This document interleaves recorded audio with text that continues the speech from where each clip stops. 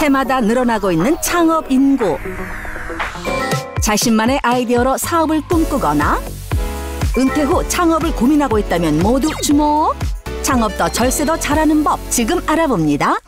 네, 안녕하세요. 시청자 여러분들께 인사 부탁드립니다. 안녕하세요. 김철빈 회계사입니다. 반갑습니다. 자, 우리가 우선 이제 사업을 시작하겠다라고 한다면 가장 먼저 고려해야 되는 건 무엇입니까? 새로 사업을 시작하시려고 하는 분들이 가장 먼저 저를 만나게 되면 물어보시는 게 있습니다. 바로 가장 먼저 고려해야 되는 건 무엇입니까? 새로 사업을 시작하시려고 하는 분들이 가장 먼저 저를 만나게 되면 물어보시는 게 있습니다. 바로 사업을 개인으로 하는 게 맞을지 아니면 법인 사업자로 하는 게 맞을지 여기에 대한 고민을 굉장히 많이 하십니다. 그러면 개인 사업자와 법인 사업자의 차이는 뭘까요? 첫 번째로 설립 절차를 보면 개인 사업자는 인허가 하는 업종을 빼고는 너무 사업자 등록하는 게 간편합니다. 임대차 계약서랑 신분증만 가지고 세무서를 방문하면 바로 나올 수 있고요. 아니면 인터넷에서 편리하게 사업자 등록을 할 수도 있습니다. 반면에 법인 사업자는 새로운 법인격체가 생기는 것이기 때문에 법원의 등기 절차를 거쳐야 합니다. 법인 등록번호를 만들어야 하는 번거로움이 있고 그렇게 등록할 때 등록세와 법무사 비용 등 비용이 발생하게 됩니다. 그리고 또 어떤 게 있을까요? 그리고 대표자 급여에 대해서 보면 개인 사업자 대표님은 본인의 월급이라는 개념 자체가 없습니다. 그죠. 직원들 월급이나 각종 비용 등을 다 빼고 나서 남은 금액이 본인의 소득이 되기 때문에 급여를 받아가는 개념이 없습니다. 개인 사업자는 월급은 물론 사업자금도 입출금이 자유로운 반면 법인 사업자는 법인 통장에서 출금을 마음대로 할 수 없다는 단점이 있습니다. 대신 가지급 형태로 회사 자금을 임시로 빌릴 수는 있는데요. 그런데 만약 갚지 않으면 횡령이 될 수 있다고 합니다. 그러나 법인 사업자의 경우에는 대표는 월급을 받는 임원, 즉 대표에게 근로소득이 발생하기 때문에 이 근로소득에 대해서 법인은 비용 처리를 하게 되고 대표는 근로소득과 더불어서 퇴직금을 받아갈 수 있는 권리가 생기게 됩니다. 대표자가 개인 사업자일 때는 공제받을 수 없던 근로소득공제를 받을 수 있고 퇴직소득에 적용되는 세율이 다른 종합소득세율보다 낮기 때문에 이런 부분은 개인 사업자한테는 없는 장점이라고 할 수 있습니다.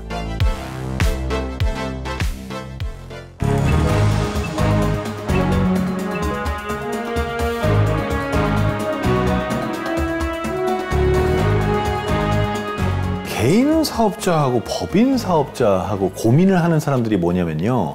이제 개인 사업자로 처음에 시작을 했다가 언제 과연 그러면 내가 법인으로 바꿔야 되느냐. 그런 거는 어떻게 기준을 볼 수 있을까요? 되게 좋은 질문이십니다. 현재 창업 감면 등 소득세 감면을 적용받고 있는 상태라면 감면받는 사업연도가 종료된 이후에 법인 전환하기를 추천드립니다.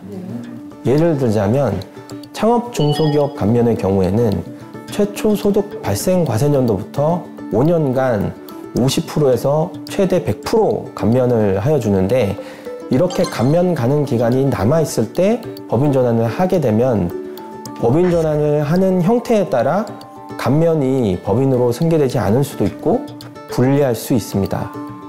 과세 표준이 8,800만 원이 넘어가면 한계세율이 35%를 넘어가게 됩니다. 이런 걸 고려하면 당기순이익이 1억이나 2억을 넘는 경우에 법인 전환 시기로 본다는 말은 어느 정도 일리가 있는 이야기입니다. 통상적으로 개인 사업자 순수익이 8,800만 원 초과, 소득세율이 35%가 되면 법인 사업자로서의 전환을 가장 고민하게 된다는데요. 그 이유는 법인 사업자의 경우 순수익이 2억 원 이하까지 법인 세율이 9%이기 때문입니다. 하지만 회사의 업무 특성과 향후 매출 등을 고려해 법인 전환 여부를 결정하는 것 잊지 마세요. 이제 창업을 어느 지역에 따라 하느냐 이 문제인데 네. 이거에 따라서도 세제 혜택이 달라집니까? 예, 맞습니다. 창업한 중소기업의 경우에는 창업 지역에 따라 그리고 창업자의 나이에 따라 소득세나 법인세를 50%에서 100%까지 감면하여 주는 제도가 있습니다. 창업 중소기업 세액 감면이라고 하는데요.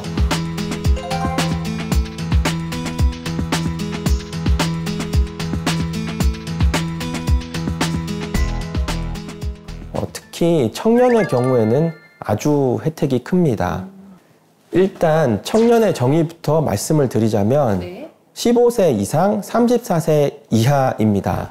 전 청년이 안 되네요. 아슬아슬하게. 갑자기 화내려고 그러네요. 아니 뭐 당연히 안 되는 예? 걸 알고 있었고. 마음은 청년이란 말이에요. 이건 제가 될 줄 알았는데 안 되네요. 혹시 군대 다녀오셨어요? 뭐라고요? 여쭤본 이유가 있습니다. 여군 다녀올 수도 있죠. 그렇죠. 예. 그러면 또 이게 플러스가 됩니까? 예, 맞습니다. 2018년도에 한번 개정됐는데요. 군복무 기간이 있었던 최대 6년까지 그 연령을 차감해 줍니다. 네네네. 그래서 34세보다 군복무하신 분들은 더 늘어나게 되겠죠.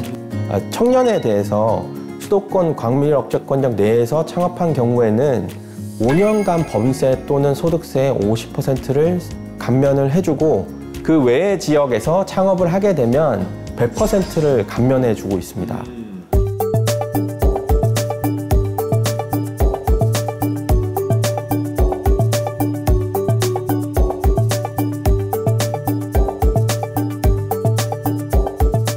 그러면 청년이 아닌 경우는 이 혜택이 없는 겁니까? 청년이 아닌 경우에는 수도권 과밀억제권역 밖에서 창업을 하거나 아니면 벤처기업 인증을 받는 경우에 5년간 50%의 감면 혜택을 주게 됩니다.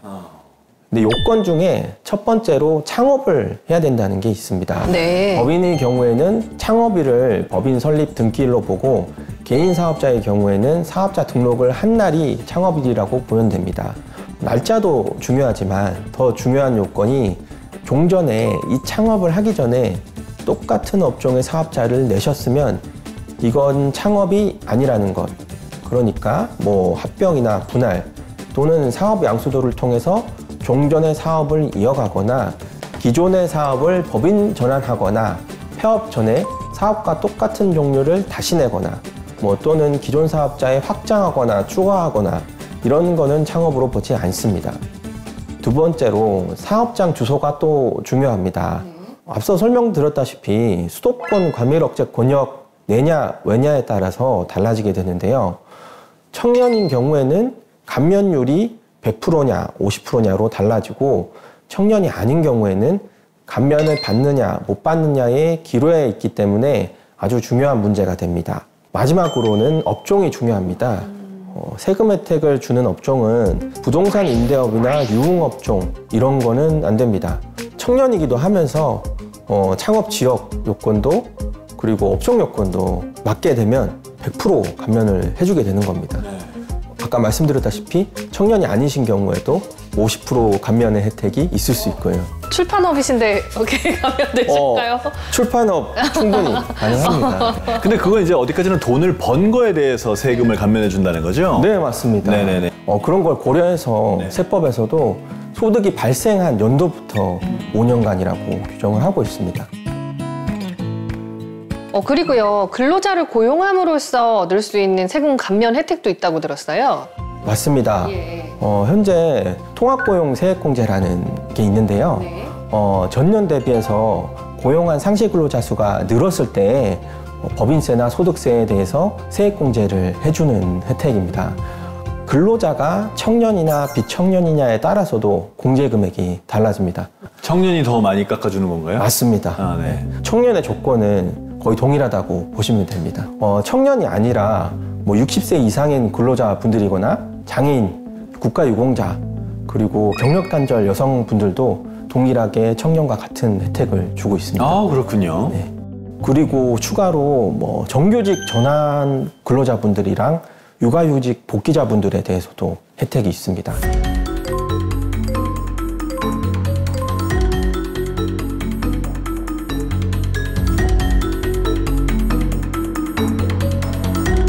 설명하신 공제나 이런 감면 혜택을 내가 받아야 되겠다. 그러면 어떻게 해야 됩니까?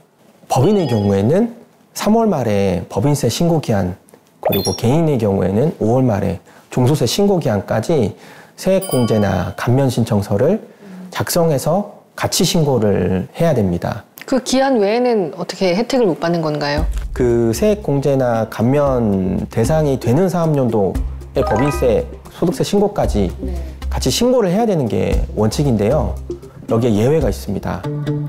경정 청구라는 절차를 활용할 수가 있는데 과거 5개 사업연도 동안 내가 만약에 신고할 때 이런 감면이나 공제를 적용받지 못한 게 있다.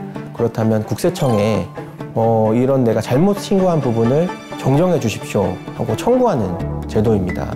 국세청에서 2개월 동안의 이제 검토 과정을 거쳐서 납세자의 주장이 일리가 있다 이렇게 판단된다면 납세자에게 환급해 주게 됩니다. 아니, 오늘 정말 다른 프로에서는 들을 수 없는 아주 귀한 얘기들 잘 들은 것 같아요. 네. 오늘 정말 유용한 말씀 들려주신 김철빈 회계사님 감사드립니다. 고맙습니다. 네, 고맙습니다.